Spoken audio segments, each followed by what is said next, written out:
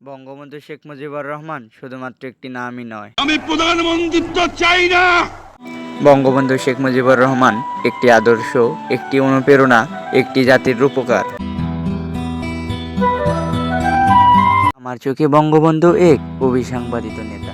7 কোটি মানুষকে দাবায় রাখতে পারবো না। আমার চোখে বঙ্গবন্ধু স্বাধীন দেশের রূপকার। আমার চোখে বঙ্গবন্ধু শিশুদের বন্ধু। আমার চোখে বঙ্গবন্ধু অসহায় মানুষের বন্ধু।